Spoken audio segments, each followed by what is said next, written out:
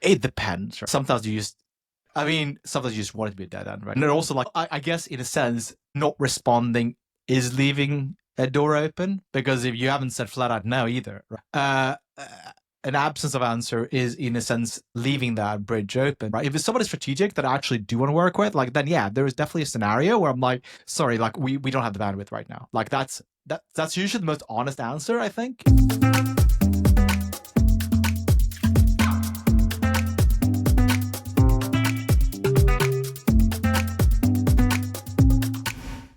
All right, Kevin, here we are, founder mode. Today we're talking about one idea that changes everything for founders: setting boundaries. How do we say no without burning bridges, especially in the context of building remote teams? And that can really be the difference between burnout or a sustainable, successful startup. But I think that's, yeah. So I think it's, even in our little chat world, saying yes to too many things sort of comes back to bite us. Yeah, overcommitment's not good, and I think interesting what we're going to dig into today. I have a good story. This predates the AI revolution, but many years ago when I was just starting out consulting, I had a kind of a former colleague, friend, mentor who had been introducing me to clients to consult with, and then he asked me to consult with him and bring in some folks onto the team to support. He had just joined a company as their CEO, and I was kind of going back and forth with him and built the proposal, got everything kind of locked in to stand up a little growth team to support him. And when I sent over the kind of agreement,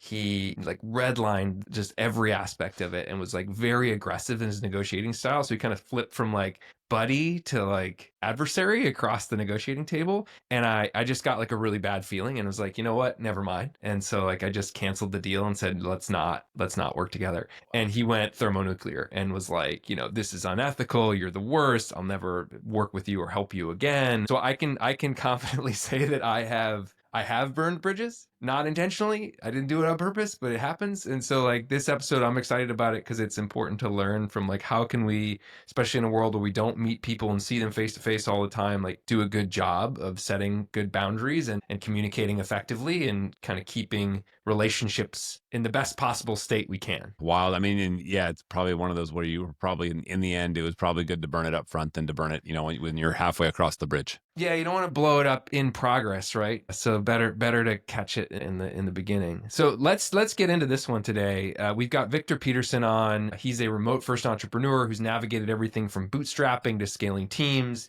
He knows firsthand how crucial it is to set boundaries without damaging relationships. So let's see how he does it. Viktor, welcome to Founder Mode. You've built multiple tech companies, including Yippee Move, Screenly. Pronounce this one for me. Spomify? Spomify. Yeah, I like your expertise in remote first entrepreneurship. You also have your Nerding Out with Viktor podcast that Kevin was just a guest on.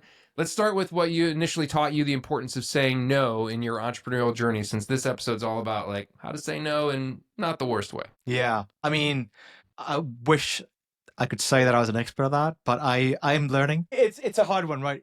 I think I'm getting a lot more pragmatic these days than I used to be. Like, if you start doing a startup, like, your inbox is just gonna be full of people just doing like BD people asking you to do like, oh, can you do integrations with X, Y, and Z and all that stuff? But then you realize like, actually, there's very little incentive for you. So like, I guess I've become a lot harsher and like a lot more, like critical about this and like looking more from like a revenue perspective, more so than like exciteness perspective. But that's not always the right answer either, right? Like sometimes the hype is worth it. So I mean, long story short, I wish I could say that I'm like acing the whole like saying no, but it all depends on who the request is coming from as well, right? I mean, I'm curious about your experience with Screenly. I mean, like it's become like the most popular kind of open source digital, signage solution. And like, were there moments you had to like decline opportunities or features that people wanted just to keep your vision? Because I mean, as you I could imagine going through this and my own experience with like Zimbra and open source, like it's insane. Like when you're open to the world in public, like the kind of requests you get. And I'm curious how you guys have managed that. I mean, so Antheus is the product from Screenly, right? The open source one, right? And yeah, we've had plenty of requests for that. But in particular with open source, one curveball there that you don't have in the commercial world, the regular world, is that you have people come with contributions, right? And they say, not only do I want this feature, I also built this feature for you. And then they're like, here's a bunch of code. And they're like, if this is your first rodeo, you're like, oh, that's really cool. Like, you built something for me. That's awesome. But what people don't really think about from the open source world is like, they just dumping the stuff on you, and like now it's your burden to maintain. And so it's like they think they're doing you a favor, and they are obviously, but from that vantage point, there's a lot more complexity in taking on a feature than if you're building a feature in-house. Does that make sense? Really, I love that. Yeah. And so let's talk about remote first, because I think you've built basically all remote first companies from day one. That's right. That's right. How does the distributed team structure influence the way you kind of manage through these boundaries, and whether the open source community members, team members, clients across time zones and cultures? How does that affect the way that you communicate and have to say no sometimes? Yeah, I mean, there's so much to unpack in that question, right? Like, first of all, like, how do you build and scale something remote? That is so different than having people bring it in office, right? I think there are a few things before going into like the no part of it and more like the yes part, I guess, of that is that I think something that I've learned a lot over the last few years is the importance of documentation. And as like remote has become post-COVID more like, or remote and hybrid has become more of a norm, like you start to see more and more people talking about this, right? And I think that's something that we are currently at Screenly going through this kind of like, I guess, growing up experience of like writing SOPs, standard operating procedures, documenting how things are done. Like, it's the way information is spread in a remote company is so different than it is in an office, right? You can't just walk up to somebody's desk, right? But to the contrary, like if you do documentation right, and you basically have in your DNA where if it's not documented, it doesn't exist, right? If that's your kind of mantra internally, that solves for a lot of other problems with that. I mean, we can go down the path of LLMs and AI and like how you can train on that data set, and that's a cool, sexy side conversation. But before we dive into that, well, that means that anybody in the company can kind of learn about anything, how things work. You don't have to walk up to Bob and ask, like, how do we do payroll? How do we do X, Y, and Z, right? It's all there. It's all written out. So it democratizes a lot of things inside the company. And that, if you do well, if you do documentation well, you can then kind of span time zones better, because it's already documented. You don't have to wait until John wakes up before you can ask them about how do we do X, right? It's all there written out, right? So there have been companies that done this well. Like GitLab springs to mind. Like they've done really well for remote, right? And I think that's a big part of getting remote done well, is just having that. So I think that's a big part of kind of saying yes to documentation more than saying no to requests, right? I know there's more there. Yeah, I get that. I mean, the AI thing brings up an interesting one. What have you found that works best in sort of getting that documentation out? I think we all know that the more context, the more data you can give the LLM or an agent or whatever you're working with, like the better the answer will be, right? Like the more context you can give the question, the better the question, then the solution just, improves, manifests just a much better, stronger solution. So I'm curious what you guys have seen in terms of extracting data and that just, from a quick sort of response. Yeah, I mean, almost like the problem with that is that with AI today is that it's easy to generate SOPs that are just like really bloated too. So people use AI to generate an SOP, but then they almost need like an AI to like distill down what that actually wrote.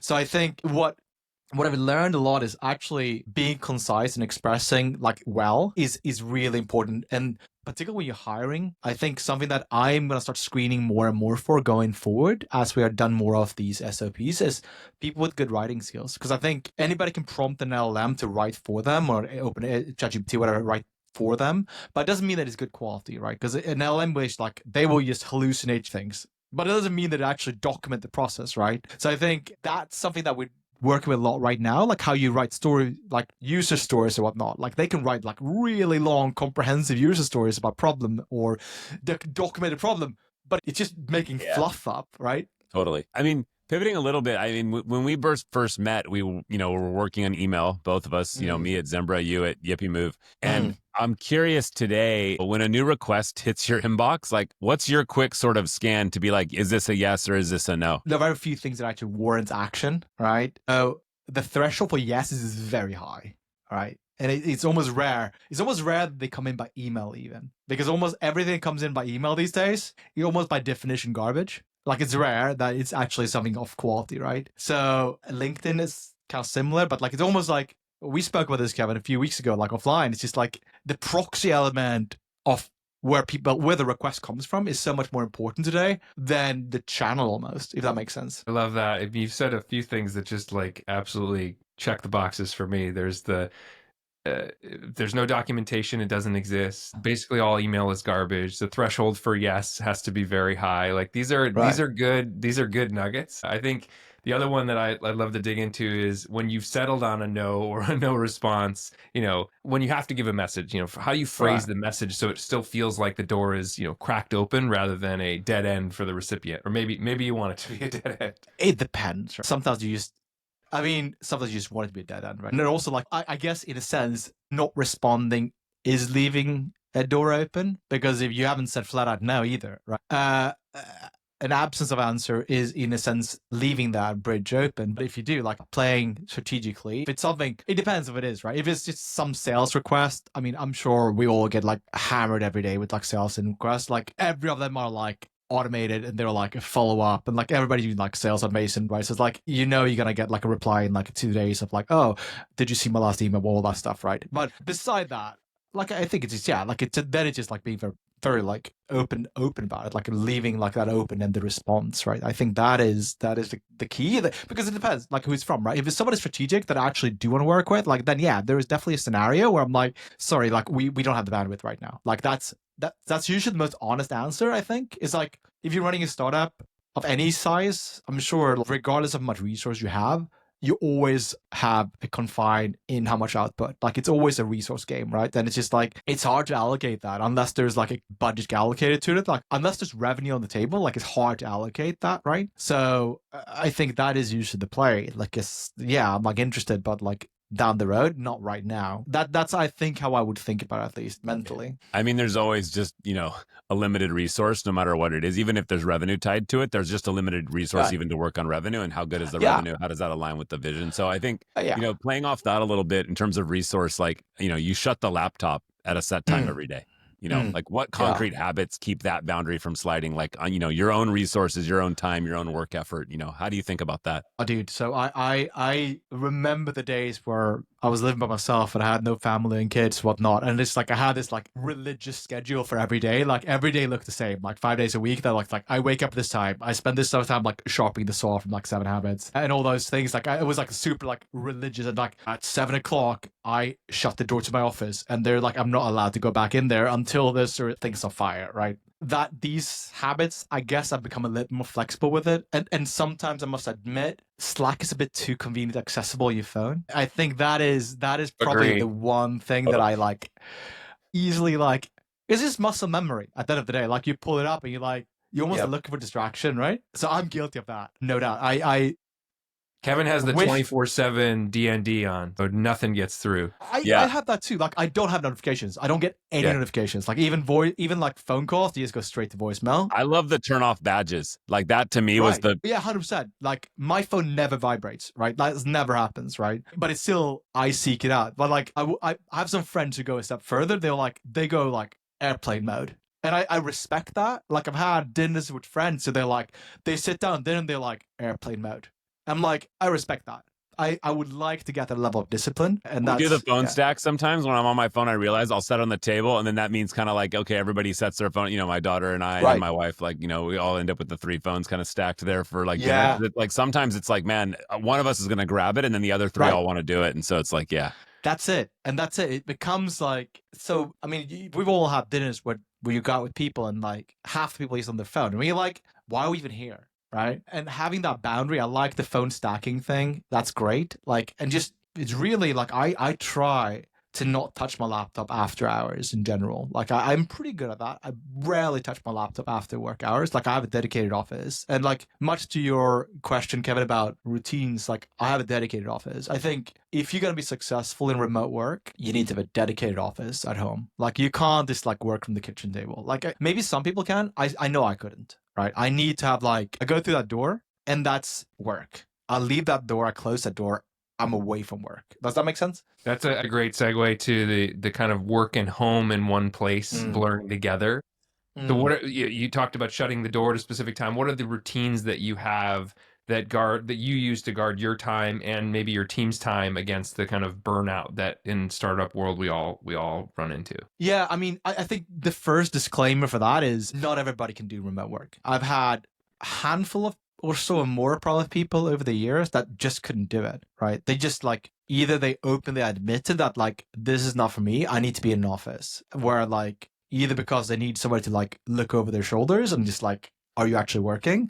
Yeah. Or they just like, oh, that's real. Like particularly junior people, some junior people, I've had that, right? Because otherwise you're slacking off doing other things and they don't have the self-discipline. But I think it really comes down to like intrinsic motivation and discipline. Like that's what it really comes down to. And then if you don't have that, you can try to build the best habits in the world, but if you don't really have that, I don't see how it works. So, but for me, it's just like building it on a team that is intrinsically motivated and will actually do their stuff without me like supervising them, if that makes sense. That's the key to everything. Do you have a and way to trust. assess for that intrinsic motivation when interviewing and hiring? Like, do you have any kind of framework or system you use to weed out like who's going to be great as a remote team member? I love Kevin's story for this. Like we've talked a lot about this over the years. Like I love Kevin's question about curiosity when you interview people. Like I've actually used that as well. Like asking for like, I think what you use, Kevin, is like the networking gear they have, right? For you hiring engineers, right? Like ask about their network setup. I love that. I mean, like,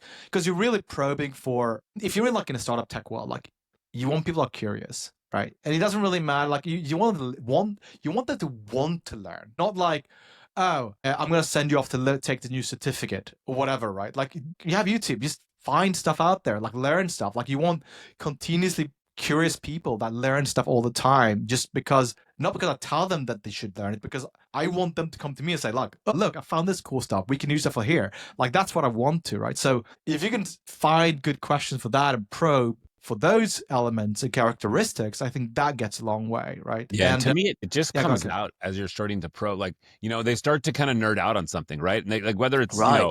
they've done a lot of research, like obsessively so on something. You're like, okay, that's that curiosity where nobody forced you to do that. Nobody forced you to go down the Reddit or Hacker News like rabbit hole, continue. Or these days, it's like, I'm using Menace or Chat or Perplexity to sort of like grind on something, to the obscene. So yeah, it makes a ton of sense. Yeah, but and it goes beyond that. Like it doesn't just has to be engineers, right? Like I mean, you can be nerding out about like craft beer. You might want to go down like, but you need to have something that you're really passionate about and you care about.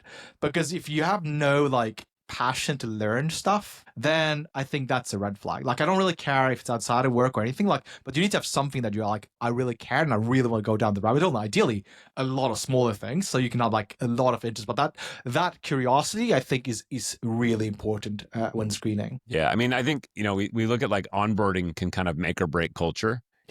What steps, I mean, do you pull out on a remote hire and sort of like kind of get them kicked in and like really tapped in from day one? Like what approach have you been using and that's seen it work well? I'm literally doing this right now. I don't think we had a good enough system for that. I wasn't happy with what we had before. I think one thing we're doing right now is kind of like inspired by what GitLab did with like a company manual. So that's what I'm spending like this year and late last year, spent a lot about writing a company manual of like, it's more or less a collection of SOPs, but with kind of a big index and kind of like a bigger picture view, like why do we exist in the first place, and like the thesis and the value I don't want to say mission statement, really comes from that, right? Like why do we exist? And I think if you have that narrative and you understand that will help you better integrate. But I don't think onboarding doesn't really start properly. You don't really get part of the system until you met people in person, which is why like we do annual retreats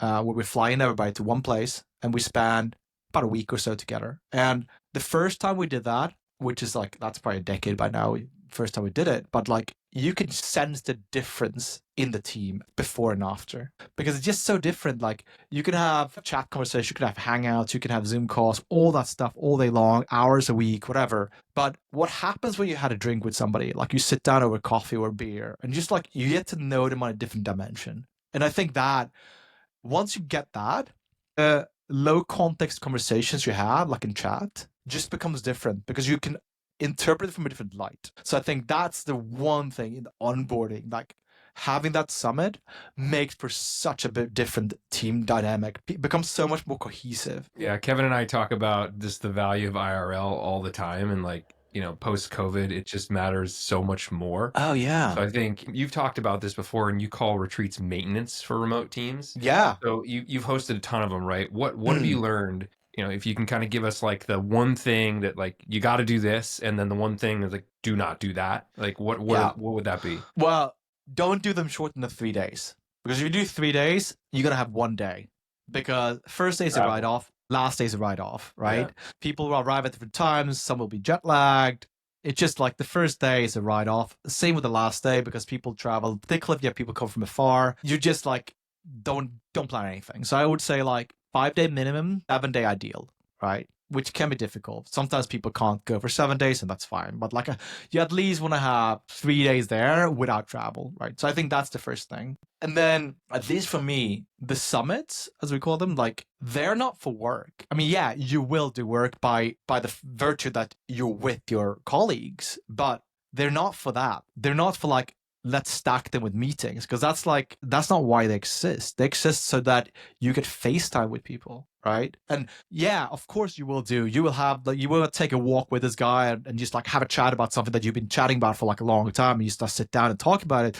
That will happen organically. Like you don't have to plan for that. So like those are some major things, at least, that I've learned. Like don't try to plan it too much. Just yeah. Yeah. I mean, like during a retreat, like how do you strike that right mix, of structure versus downtime, so that people leave like energized and not like, oh man, that was a brutal week at work, right? Where the retreat doesn't turn into a tax. Yeah. I mean, we try to schedule some like organized fun, so to speak, right? Like we do some like, depending where we go, like something that people want to see, like some sightseeing, whatnot. Like we did Turkey the year before, last year or the year before, but we had like a boat trip we did with the team and all that stuff, right? So, but I think the key to not having people leaving like exhausted is just that, like you don't want it just to be jam-packed with meetings. Like let it flow organically. Like if you manage to build a good culture, I think things will follow. I don't like it will happen organically. People will sit down with their laptops, they will hack on something together, because hopefully they're excited about what they're doing. So like when they're getting together and just doing things, like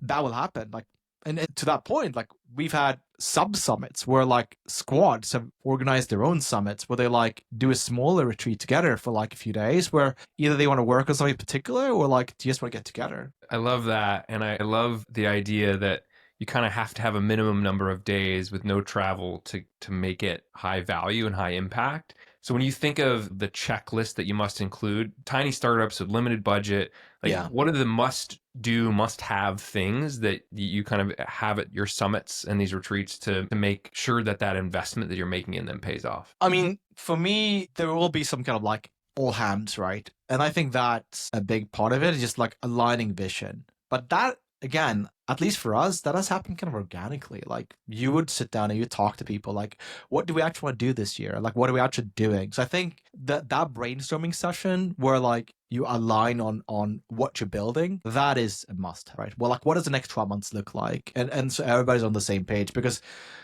in particular, if you have different squads and different teams doing different things, like that cross pollination is very important so that everybody's on the same page. But I mean, that's just a few hours over the whole like week or however long you go. So I think that's the big thing. But then we done some, I mean, it depends on the size of the team as well, like how big you are, right? If you're more than like 20 people, like if you're 20, 30, 50 people or like 100 people, I know remote companies are in like 100 people, like, then it kind of becomes more of a, well, it's not really organic anymore, is it? Because then you basically rent a hotel, and then it becomes like, oh, conference room track 5. Okay, from 4 to 5, we're gonna do like, it becomes much more enterprisey, right? It doesn't scale all the way up there. Kevin and I are both laughing because Google and Microsoft, we know conference room 5, we know it, right? Yeah, definitely, it's just like, definitely. It's not where you would like you don't want to chill and hang out in conference room 5. That's not like you do not. No. Yeah, the vibe is very different. So right. Yeah, speaking so you want of to the chill on the vibe, sofa, right? Yeah. I mean, post-retreat, like, how do you gauge whether it was successful? Did it actually tighten the culture? And, any story where, like, one offsite really changed the team dynamics for the better? Yeah, I mean, the first one was the most pivotal one by far, right? Because, like, I've had guys who'd worked for me for, like, years before we did our first summit, right? And we were small, but it was like, you've been like speaking to people over text for years. And honestly, like, unfortunately, we've had some people that either because of family situations or because of visa situations, they've never been able to join our retreats. Like, I literally would work with some people for like 5-6 years and never met them in person. Spoken to them plenty, but I've never like met them in person. And like one of my CTO now for Screenly, like he's been working with me for like a decade. And I probably worked with him like 5 or so years before we met in person for the first time. And that's when you like, I don't think you can quantify it. It's a gut feeling. I don't want to tie a number or value to it, but it kind of leads to the bigger stuff, which if you just want to thrive as a remote company, it really comes down to trust. That is the one thing that, again, you can't quantify, but you either got it or you don't.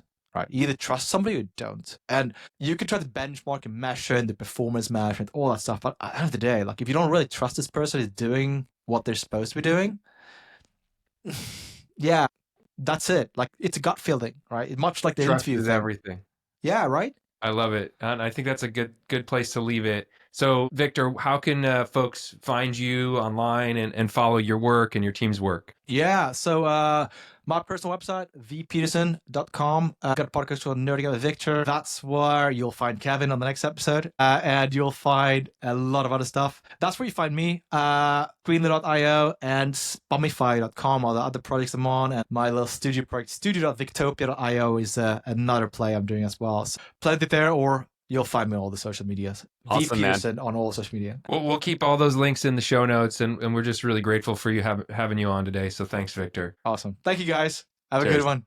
See ya. Cheers. That was Viktor Petersson showing us, how to say no without burning bridges, and and also talking about some of the experience he's had with remote and retreats, and some really interesting stuff of how he's scaled his team over time. So I hope it inspired you to be a little more intentional about your commitments and setting boundaries as a founder, but also sort of understanding where remote can work. So let's recap. I think the open source thing really hit home. I think we're like, the open source world of like getting these contributions, but could definitely be a mixed blessing where you're, taking over somebody's code bloat or some code that just doesn't fit. And so, good to be alert there. Remote first success definitely hinges on just that great documentation, really self-driven teams, but you got to maintain healthy boundaries, kind of crucial in today's world where we're just constantly connected, always have access to our phone, Slack, email, etc. But those periodic in-person retreats, kind of IRL, build trust, alignment, and just really put sort of a human aspect and feeling and emotion to who's, that avatar or that name that you've been, seeing in your team chat or team Slack for so long. So,